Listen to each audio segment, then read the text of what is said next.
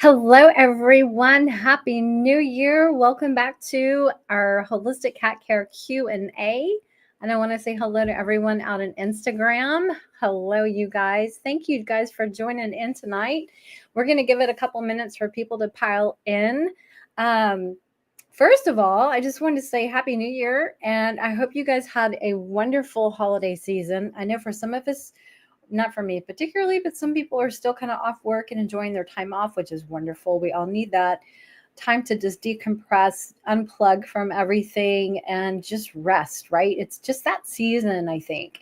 And if that's what your body is telling you to do, then I strongly advise you to listen because it can just pay off dividends later. So if you guys are watching tonight, we are streaming on Instagram and I can see your comments tonight. So you can definitely drop questions here. Delph Blue is coming from Vancouver. It looks like, I guess it's raining up there, right?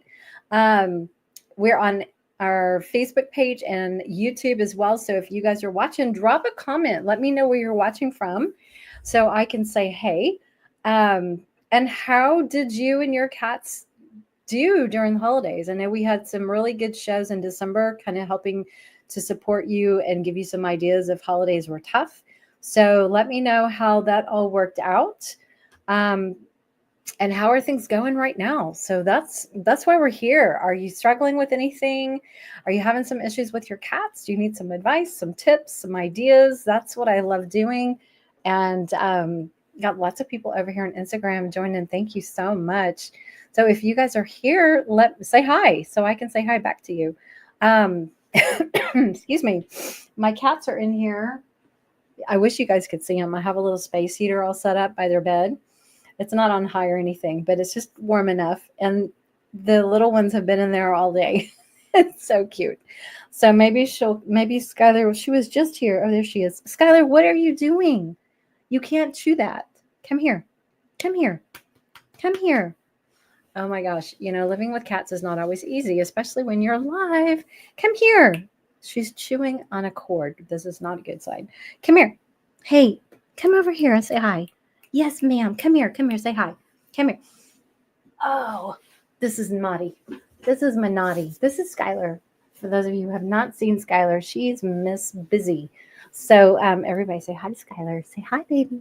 What are you doing? And she's purring. So she just wants to play.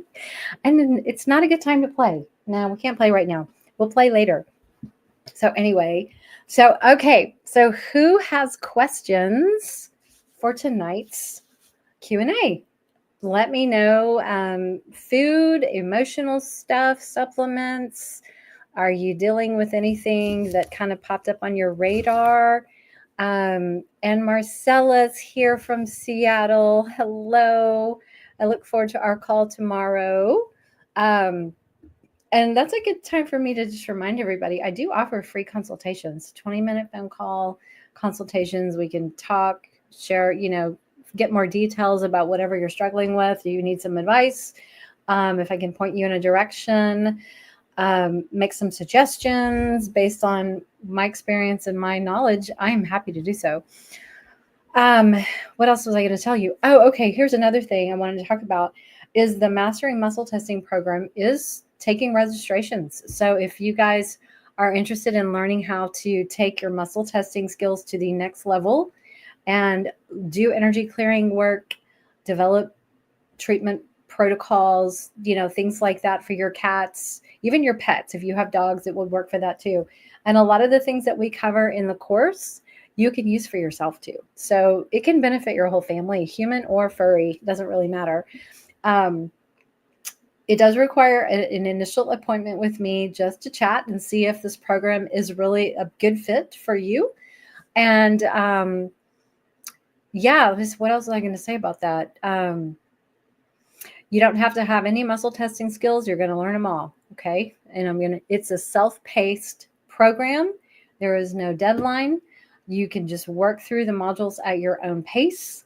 And we have a monthly Q&A coaching call kind of thing where we had one today and we talked about some situations that had come up just to help this pet parent kind of narrow down some things, give her some ideas. And so yeah, it's really a cool program. And if you're ready to build your intuition and learn how to use a more holistic approach, muscle testing is kind of at the root of one of those holistic modalities. It's awesome, and it will not fail you when you really learn how to tap into just trusting your intuition and the knowledge that you can get from muscle testing. So it's fascinating, and I use it all the time, literally every day. So let me know if that is of interest, and I can actually drop a link to, let me do that while I'm thinking about it real quick.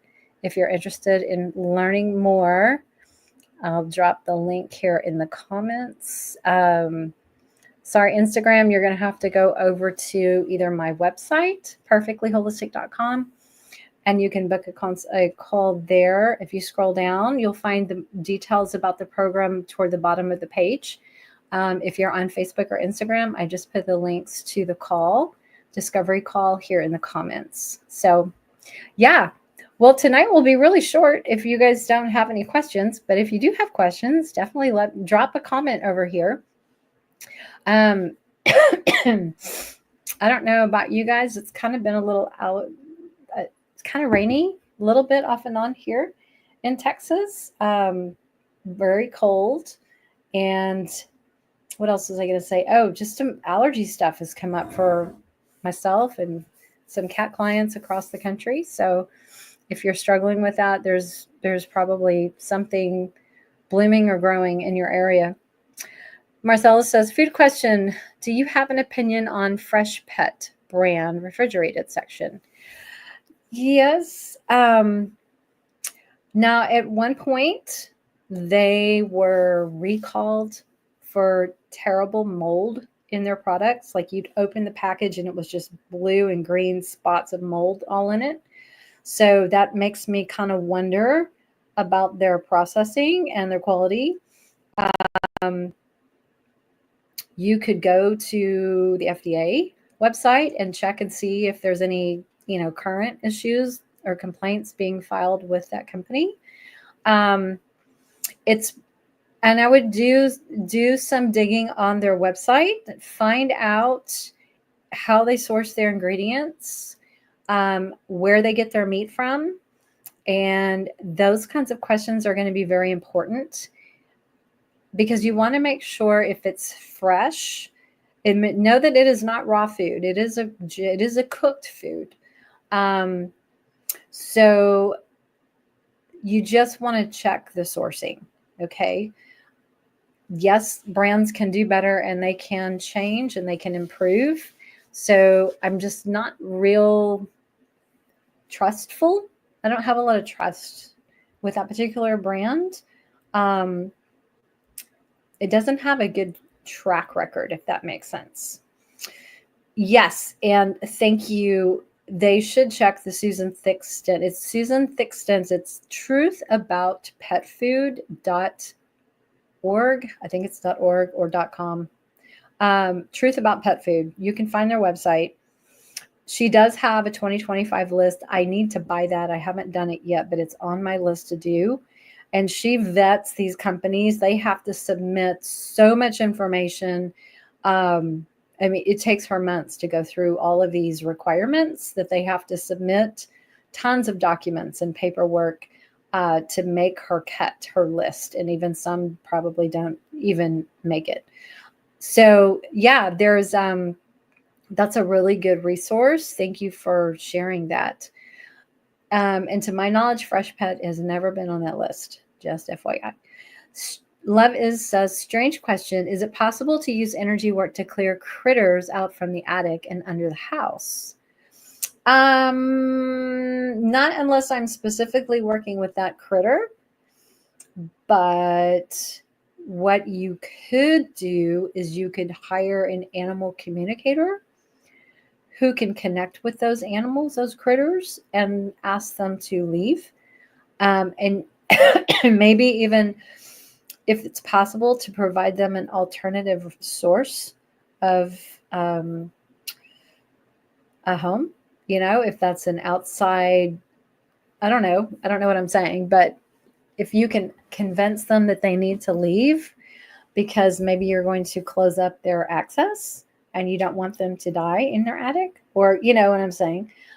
So maybe try animal communication. That's probably what I would try first. And obviously, if you can get someone to come out and actually clear them out of your home and you know, under the house, you're probably going to need to make sure that you fix all the openings so they can't get back in. So it's probably a two-part issue. So once you get them cleaned out, you got to block the access, right? I would think that the attic is a much more important probably than underneath the house. So, but that is a very good question. Okay, so I'm sorry, as Marcella says, I always feed mine Viva Raw, but one of mine is refusing. And I've picked up the Fresh Pet as an alternative, but would rather not use that. Can you suggest at-home food for a constipated kitty? She is refusing pumpkin, but she did eat some grilled chicken with broth.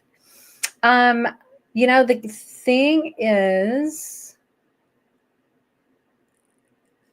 we need to figure out why she's constipated. It may not be food. It might be emotional. So that's something that we can look at. The constipation affects the large intestines or the colon.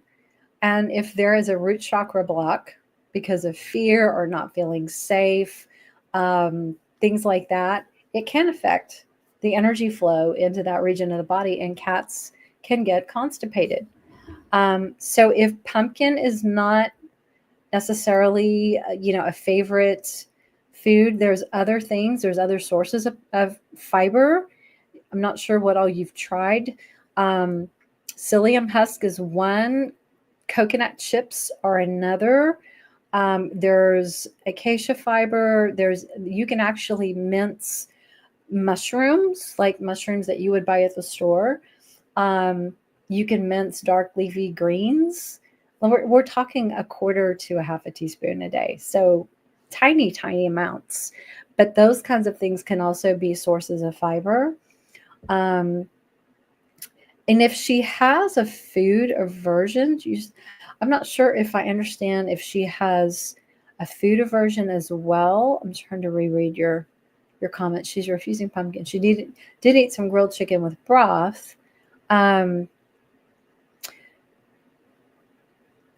Perhaps it might be some kind of food intolerance. It might be emotional. It might be a lack of fiber. It can also be too much fiber depending on what she's been eating. So we need to rule out things and rule in things, if that makes sense. Levis says, my landlord won't clear them. They won't even clear the ones out of your attic, because I would check your lease. That could be a violation of his responsibilities as a landlord. So I would go reread your lease agreement really well and see, because it's his responsibility to maintain the safety and the security of the not security in specifically, what am I saying? Just making sure the structure is sound and safe and free from pests, things like that are getting in. I mean, obviously you don't live in the attic. And so, he's got to maintain the structure. I think, thank you for saying, you know what I'm saying. Check your lease. I can see if it's like pest control within your home, but attic is not someplace you live. That's something that's part of like the integrity of the home. And that would be his responsibility, in my opinion. So, okay. Let me see where else I on. Kit Smulan says, are you able to differentiate between a brain tumor and a vestibular condition caused by a deep ear infection by muscle testing? Yes, but keep in mind that muscle testing it's not meant to diagnose things, but there are ways that you can ask questions around that issue to see if it is vestibular, if it's a balance issue, if something else is involved with causing the deep ear infection. It could be not necessarily tumor. Did they do I don't know if you would, hello, I don't work in the medical field, so I don't know if it's an MRI, a CT scan, or an X-ray that could possibly pick up on, to see if it's a tumor of some kind. If it's not, then you're probably looking at some other type of infection. Homeopathy, if it's some type of deep inner ear infection, could probably, if you find the right remedy, narrowing down the symptoms, you can probably find the right remedy to help that. But we got to figure out the root cause of the infection, if it is an infection. Okay. Love says, is changing their cat's diet from one raw brand to another easier than transitioning from wet to raw?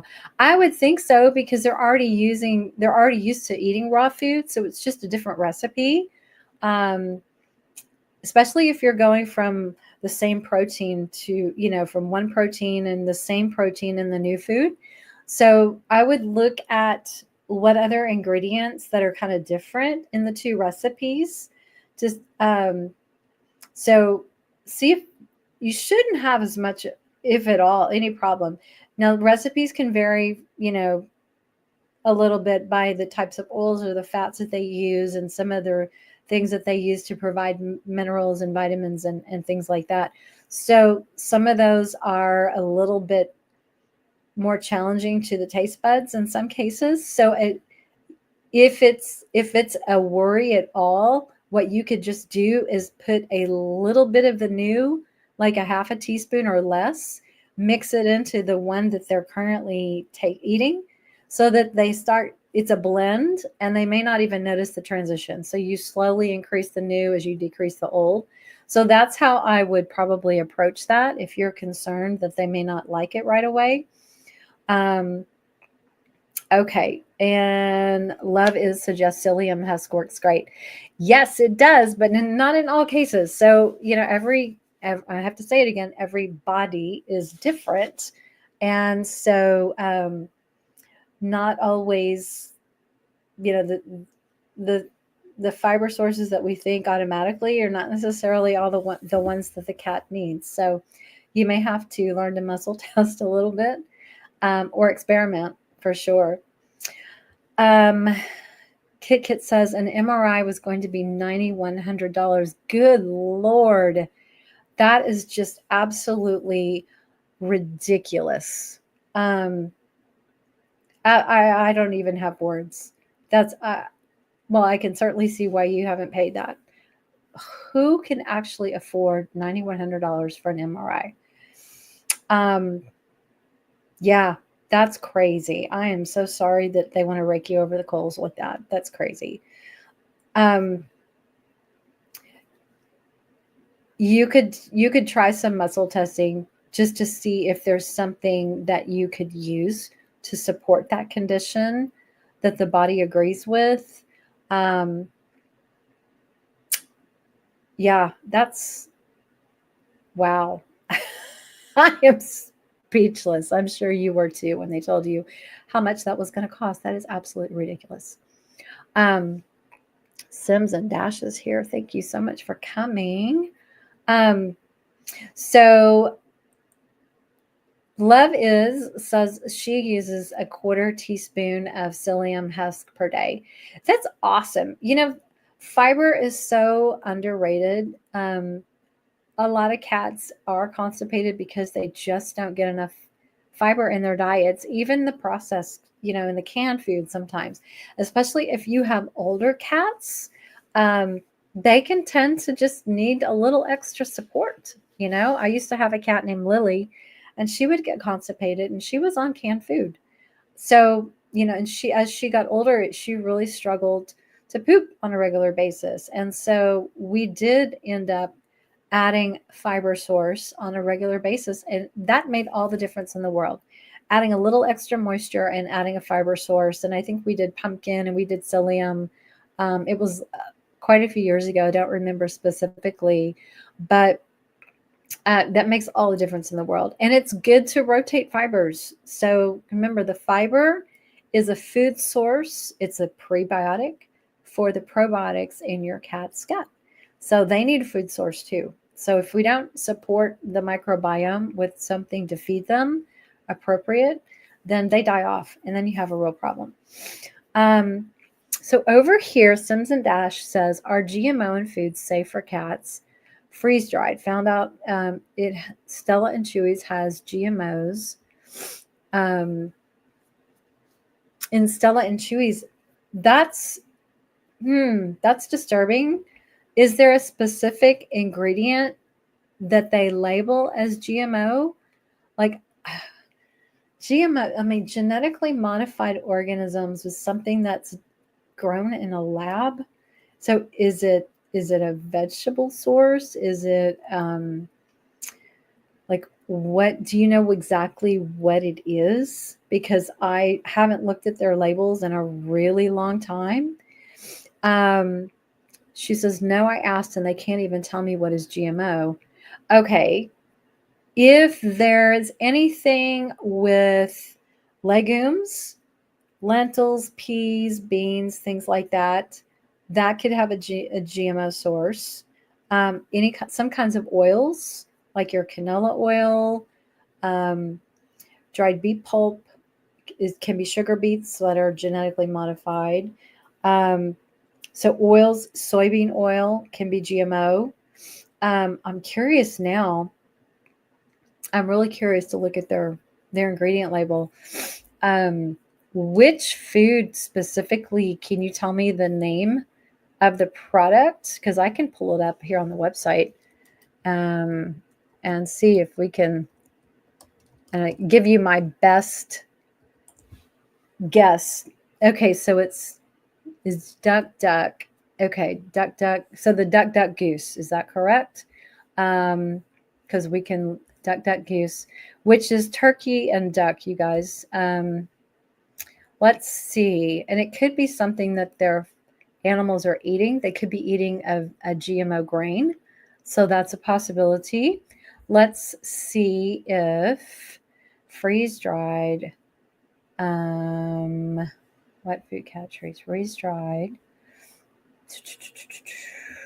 Let's see if I can find the duck goose. Okay, hang on a second.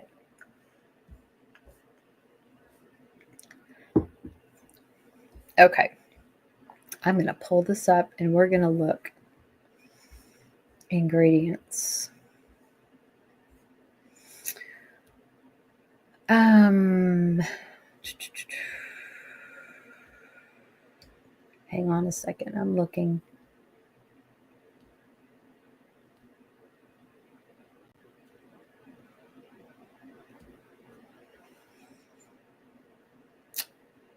Nothing jumps out to me specifically unless it is one of the synthetic vitamins or minerals that they use.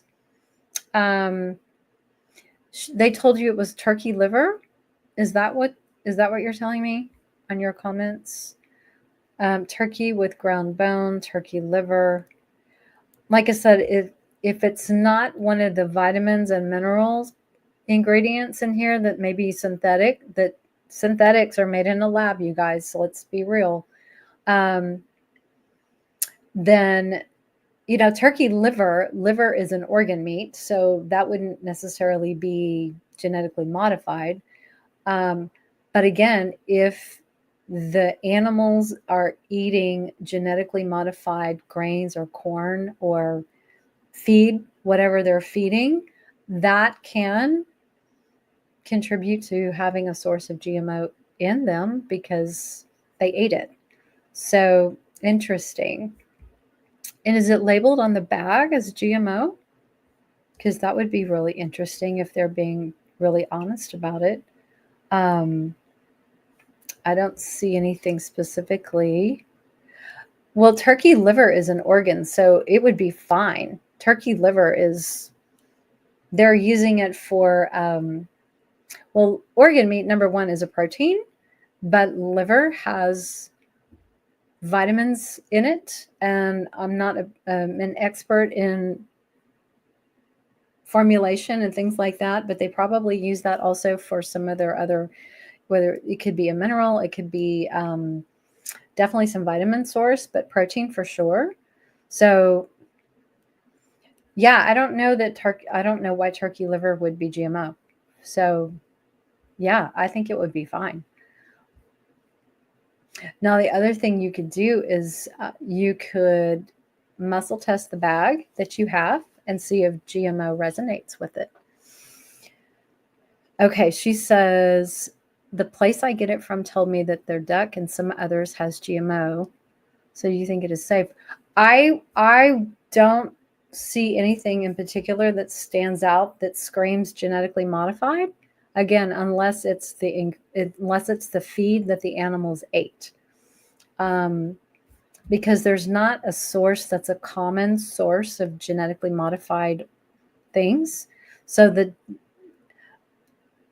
I don't know that for sure. I mean, I know they're not growing turkeys in a lab.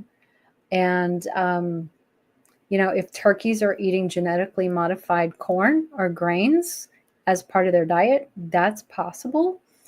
So that's why you would need to ask them where they source, what farms they source their turkeys from.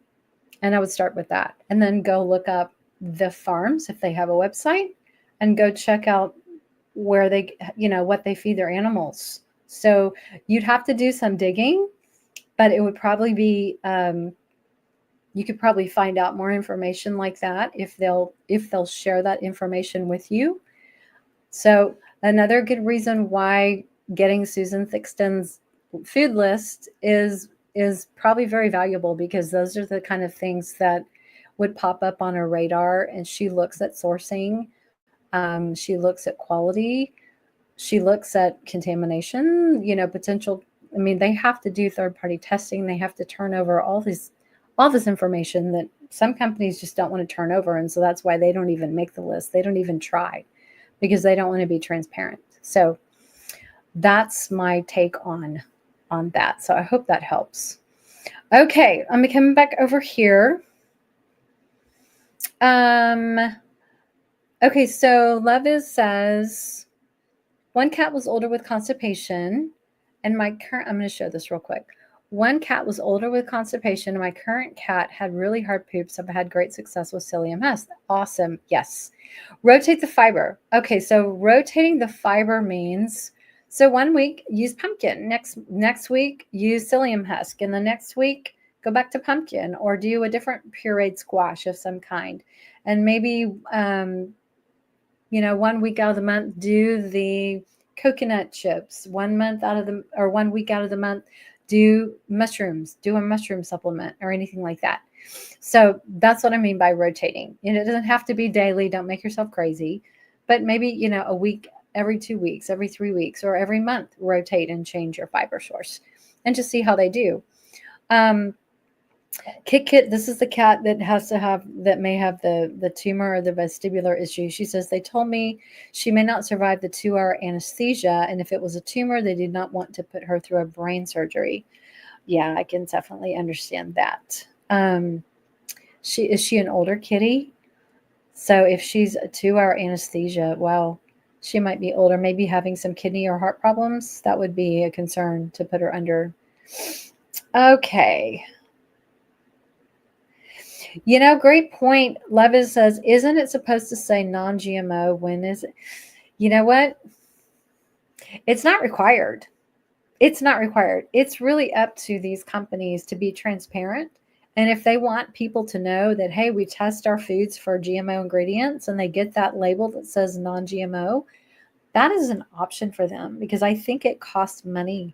Well, I know it costs money to have those kind of testing done and to put that on your product. So, but remember, it's not required. Now, in the human space, what you guys are going to be noticing, and I've already seen it on certain grocery store items, this is real interesting. If you buy stuff that's processed, I'll give you an example. Salad dressings. Okay, so if you go into the store and you're buying off the shelf a salad dressing, turn around and look at the ingredients and read on there. You're starting to see it will say genetically modified ingredients used in this product or something along those lines. They never did that before. And I was going to buy this mix of it's one of those seasoning packets that you put in the little, the carafe, and you add the vinegar and the water and the oil and you mix it all up. And I was in there. It used to be one of my favorite salad dressings ever. And I haven't bought it in years. And so I went when I was at the store one day and just looked at it and I read, I'm like, holy cow, it's got like canola and it's had soybean something and it had genetically modified. I'm like, damn, I got to put it back. And I just didn't buy it because there's no way I'm going to eat that. So I have to go make my own.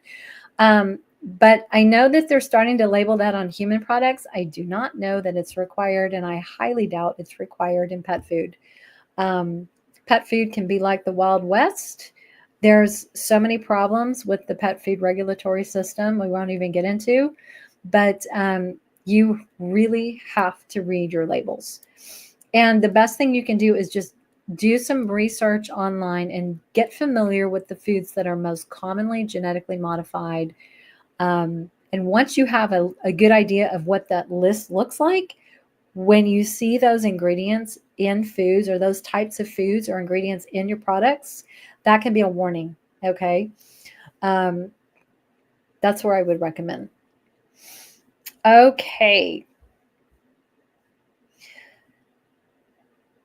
So Marcella says she has been feeding Viva Raw recipe chicken that has psyllium, but my baby is not wanting that. He has loved it for a year, recently became constipated. Sometimes they can just grow tired of that. If that's all he's eaten for a year, it's way past time to change proteins. They can actually develop food sensitivity or intolerances if they eat the same all the time. So we've got to diversify their nutrient profiles. We've got to add some variety in their protein sources. So definitely look to diversify somehow. And maybe it's not the psyllium in the recipe. Maybe it's just that she's tired of chicken. So try something else. Okay. Truth About Pet Food is Susan Thixton's website. I want to say it's .com. Let me get it. Hang on. I'm going to find it for you. Truth About Pet Food. Yes, it's .com. So truthaboutpetfood.com is Susan Thixton's website. What a great wealth of resource and information she has, guys. I highly recommend you go check her out. Okay, we're going to come over here to Instagram. I saw a question come in. Okay.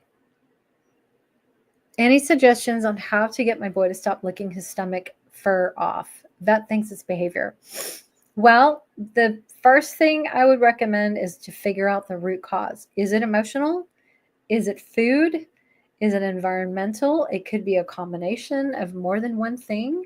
Energy work can help rule things in or out. So if that would be of interest, let me know. We can do a session.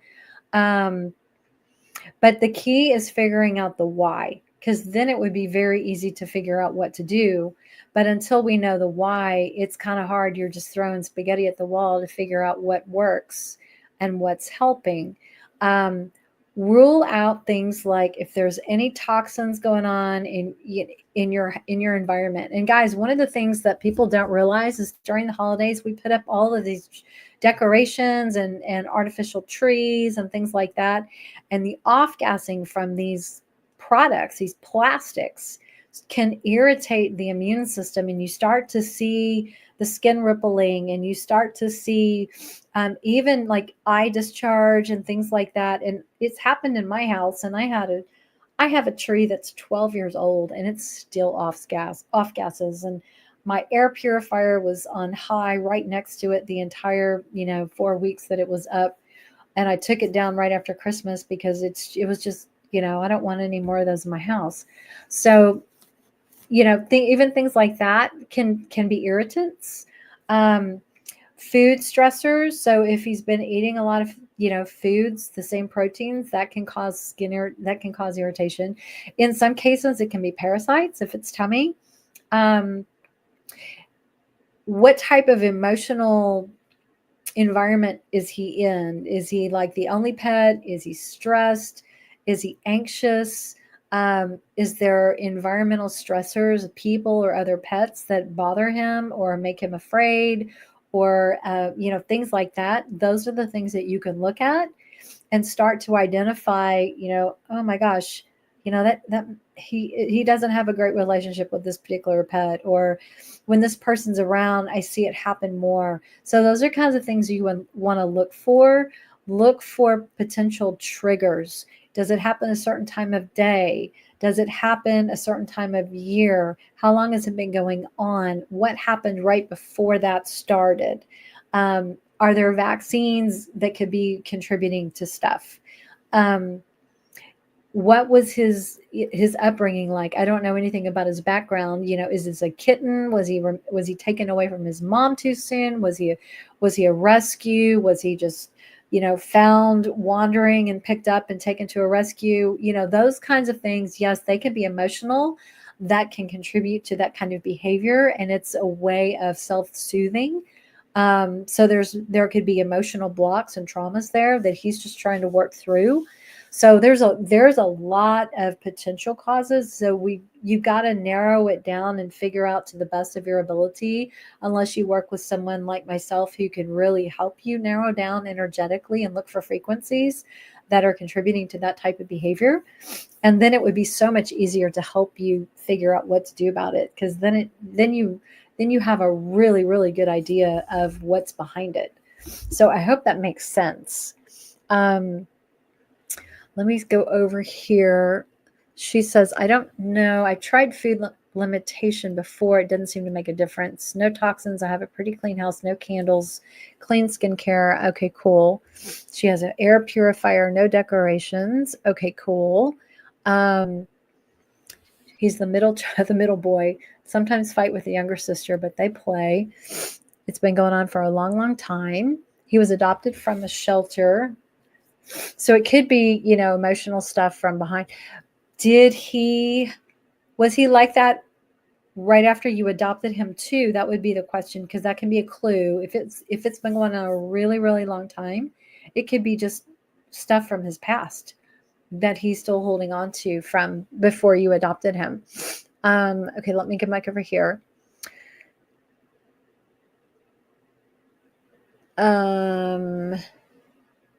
It came out after many years after. Okay.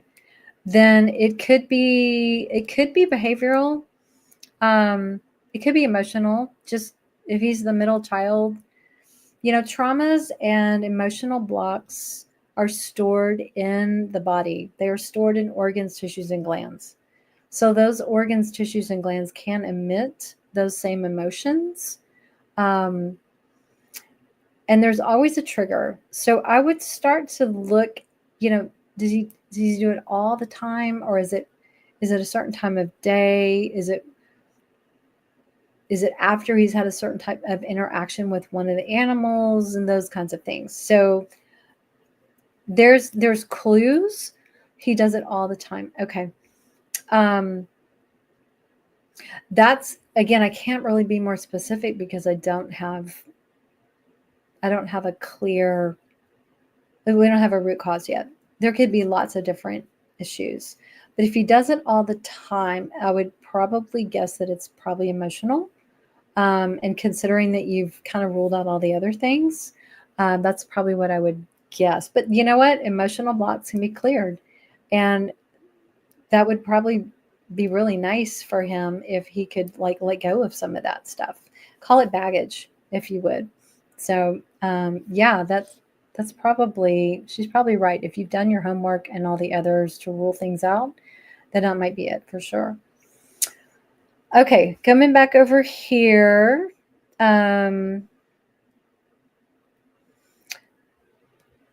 Let me see if I can find. Okay.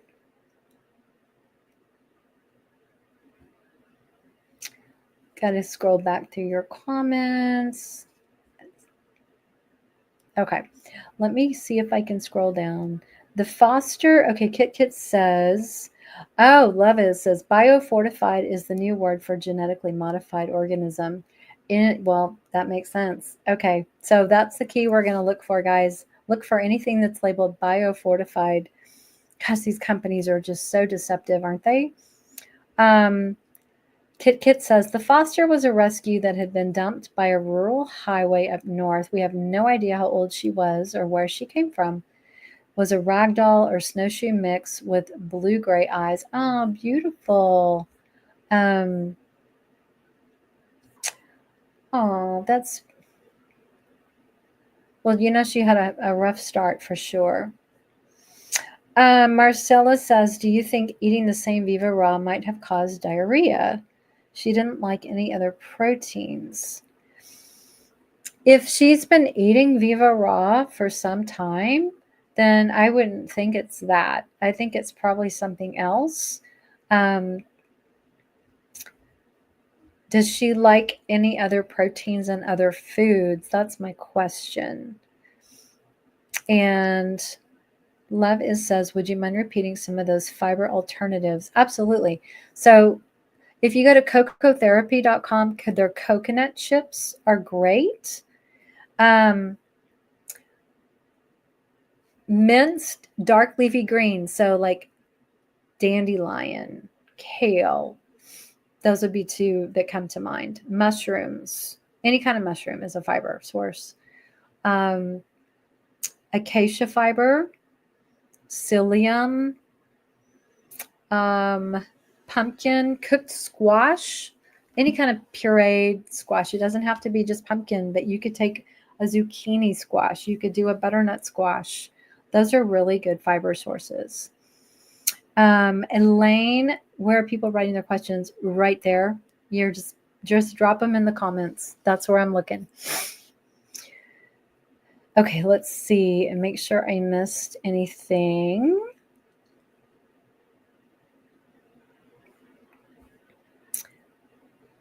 So let me see if there is anything else. She says, Viva did not make the list, Susan's list for 2025. Yeah, it doesn't mean it's not a good brand. I know they had a lot on their plate this year. So it, like I said, the amount of information that Susan requires is really a lot. It's a lot. And they may just not have been able to pull it together. I still trust Viva a lot. I know the people behind there. I know that the extent to the ingredients, the quality of ingredients that they look for, and they will work with the farms and everything. So it's an excellent product. So there's probably a good reason. And I know they were super, super proud to be on it last year. So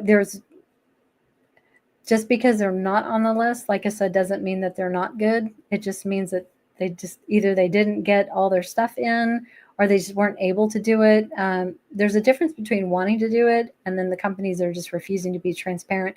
I think Viva Raw is one of the most transparent companies out there.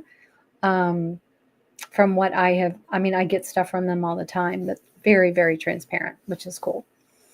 And do you know anything about Lotus Raw Food? Lotus is a great company. At least it has been in the past. Good sourcing. They have good freeze-dried. They have good raw brands, and they have a variety of raw flavors. They have quality wet food as well. So that would be a brand. If I was going to feed wet, I would definitely look at them. I've fed them in the past. Marcella says, have tried switching to Ziwi cans, venison, rabbit, chicken. My baby liked those for a few days and then rejected and became constipated and now refusing most food. Well, I would suggest that there's probably some emotional component, perhaps, because when cats are eating something and then they like it and then they just like block, I call it a block. When they block on it, that would be, that can be for emotional reasons, or when something happens to scare them, or, you know, people come over and visit and they're eating a certain food, or they have an incident with another pet, or they get sick. Those can all be reasons why they can block on foods. Those emotional blocks can be cleared energetically with energy work, which is cool. And another thing, when cats block on something because of a negative experience, if it does affect blocking a chakra like the root chakra where the large intestines is, then that can cause constipation. So it could be related. It could be emotional and affecting the chakras, which can in turn affect constipation. Lotus didn't make, Levis says, Lotus didn't make the list either, but they don't return my phone calls or emails. Do you know how long the raw food can stay in the refrigerator once it's defrosted? Yeah, like typically three days would be like my max when I'm defrosting something or keeping it in there. And you can also, if you get the larger packages, partially thaw them and then like cut it in half and freeze one half of it and then put the rest of it in your refrigerator. It typically takes me about, not me, it takes about 24 hours to defrost something in the refrigerator till it's perfect, and you can just warm it up in some, like a hot water bath. And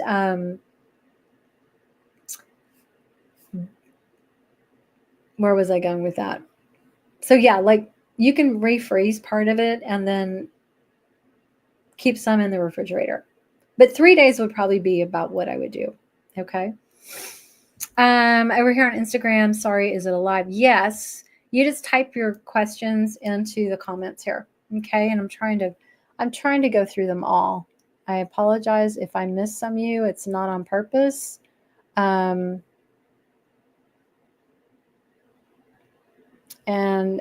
no ugly comments, please. We're just here to help. Okay.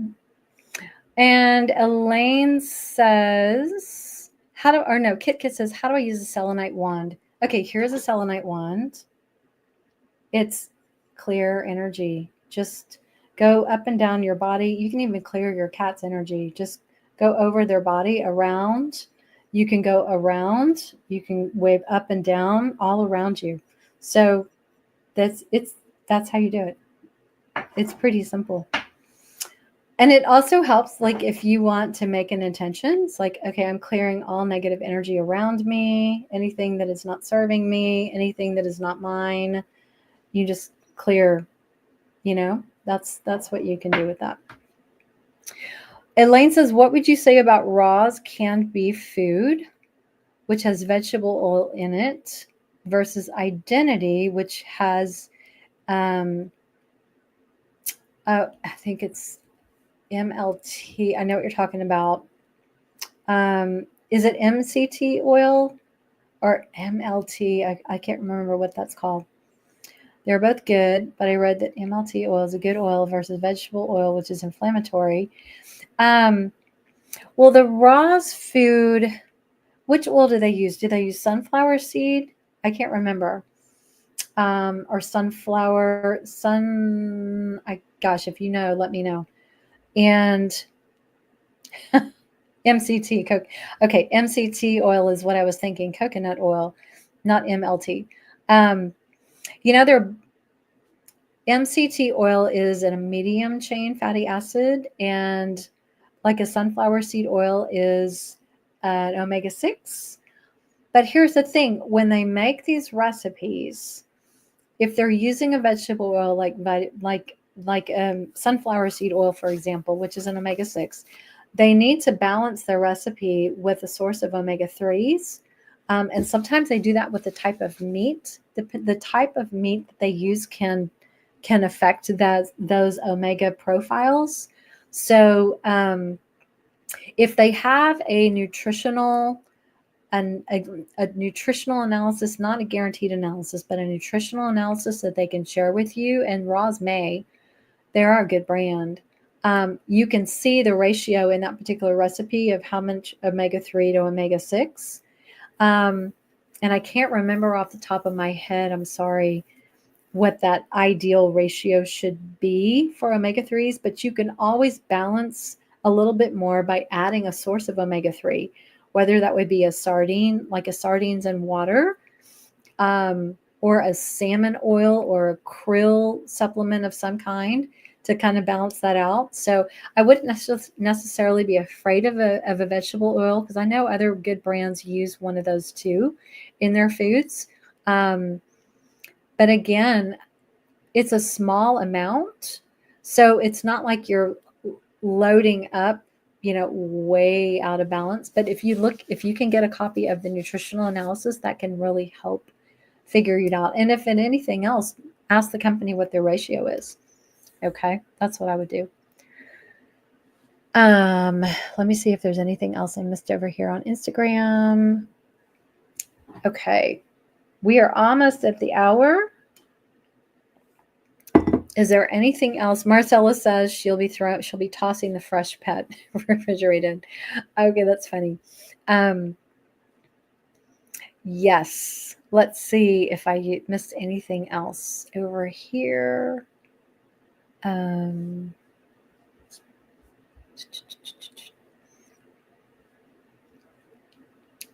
Okay. I think I've caught up. I think I'm on. Levis says, thank you for talking about the good foods not on the list. Now I don't have to change food. No, you certainly don't have to change foods. There is a buyout that happened. You guys may have heard already, but an investment company firm type business has bought the Tiki cat line, and that is not going to finalize until several months from now. But just be aware that when these, what do they call it? Some kind of investment, like a private investment group of some kind that has been, they do this all the time. They go in and they buy out these food companies. Eventually their ingredient sourcing changes. So be aware. They're not going to be changing tomorrow because it has not been finalized yet. But Tiki Cat is one of those foods that you do need to be watching in the months to come once that deal is done, and just pay attention. Okay, look at their ingredients. When investment companies tend to come in and buy these companies out, their whole intention is to make a profit. So in order to do that, they start to change the costs of their ingredients that go into their foods. In order to save money, they will eventually start to make different choices. And so this can definitely affect the quality of your cat's food. So just be aware, okay? Whether you want to keep supporting Tiki Cat or not is totally up to you. But you just need to be aware that that is a thing. Okay. Is there anybody else over here on Instagram that had a question? Let's see. Make sure I didn't miss anybody. So we talked about GMO tonight. We talked a lot about foods, raw foods. We looked at some ingredients.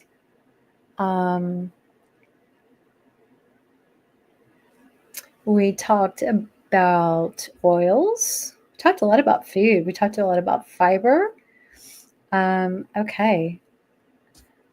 Last call, you guys. Anything else that we can go over to support you? Ideas? Nope. Everything good? Okay. Okay. Something to keep an eye on next week. Kit says the investment company does not care about the customer or the pet's health. It's all about the money. Kellogg's is getting out of a lot of flack for the same thing. Yep. What are minerals? Feed grade, probably synthetic vitamins. So here's an example.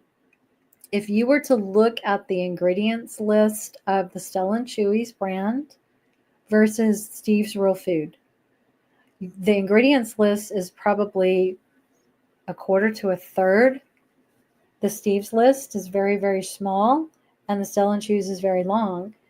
And the Steve's list is food, like whole foods. You can look at it and go, oh, I know what that vegetable is, or that fruit, or that fiber source, or, whatever, eggs, proteins, whatever those are. They're foods. That it's not going to say vitamin A supplement. It's not going to say calcium, whatever. It's not going to have minerals listed out. It's not going to have vitamins listed out. It's because they're using whole foods to meet the vitamins and mineral requirements to make that recipe complete and balanced.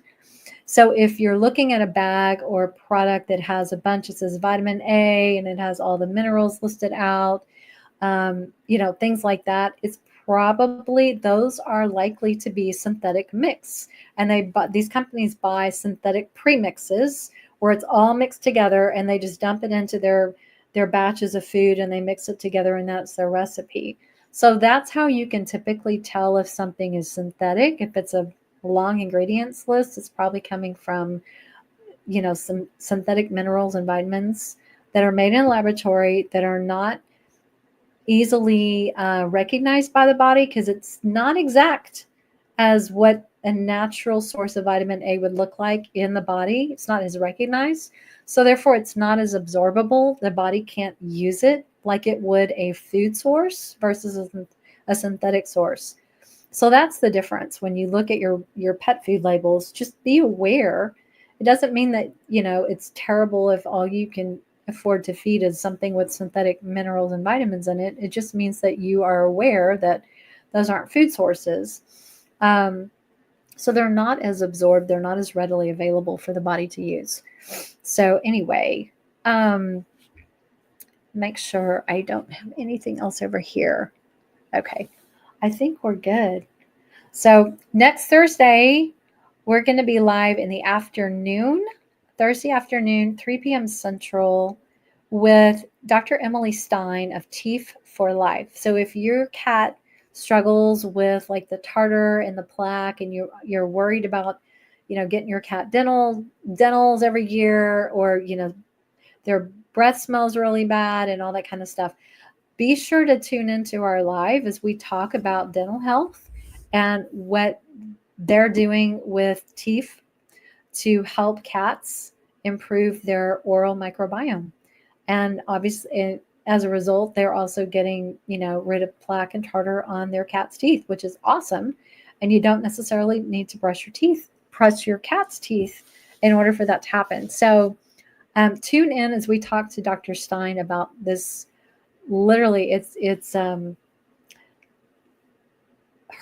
research and what she has come up with is amazing.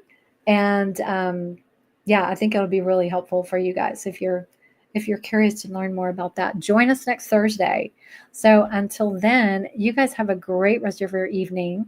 And remember, if you have questions, I do offer a free consultation. It's on my website, purrrfectlyholistic.com. You can go to free consultation and book a chat for 20 minutes, and we can talk a little bit more and see what I can do to help support you guys. So hope you're having a great week. Enjoy the rest of your holidays if you're still on holiday. And we will see you guys in next week for our shows. But until then, have a blessed evening and stay safe, stay healthy, and all the best to you guys in this new year. So we'll see you soon. Bye-bye.